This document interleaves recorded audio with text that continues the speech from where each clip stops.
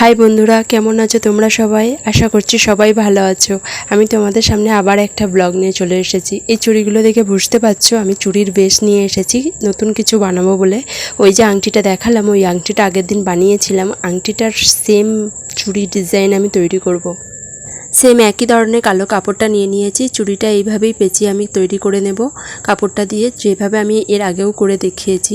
তোমরা জানো কিভাবে আমি দেখিয়েছি, কিভাবে আমি চুড়িটা পাকাই কাপড় দিয়ে। আমি যে আগের দিন আংটিটা বানিয়েছিলাম, যেটা আমি এখন পরে আছি ঘুঙরু দিয়ে আংটিটা, ওই আংটিটার সাথে ম্যাচ করেই আমি চুড়িগুলো বানাবো।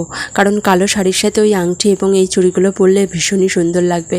এই কাপড়টার মধ্যে শুধু একটু ডিজাইন করা আছে, দেখো ওই ডিজাইনগুলোই আমি রাখবো, এর মধ্যে আর অন্য কোনো ডিজাইন দেবো না।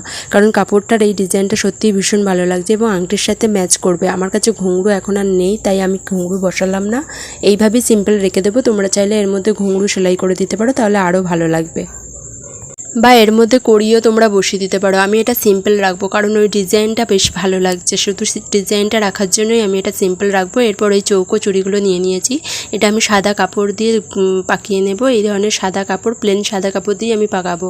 তোমরা চাইলে অন্য কোনো কালারও দিতে পারো, কালোর সাথে সবুজ দিতে পারো, সবুজটাও ভালো লাগবে। অথবা কালো চুড়ির সাথে হলুদ কালারটাও কিন্তু বেশ ভালো যাবে। আমি অন্য সময় কালোর আর হলুদের কম্বিনেশন চুড়ি বানিয়ে দেখিয়ে দেবো। এই ধরনের জুটের দড়ি নিয়ে নিয়েছি, এই জুটের দড়িটাই এর উপর আমি ডিজাইন করে দেবো। তোমরা অনেকেই আমার ভিডিওগুলো দেখছো এবং আমার ভীষণ ভালো লাগে, এবং তোমরা যদি আমার ভিডিও দেখে লাইক করতে থাকো তাহলে কিন্তু আমার ভিডিও দিতে ভীষণই ভালো লাগবে। কারণ একটু হলেও, সামান্য কিছু হলেও আমি তৈরি করার চেষ্টা করি।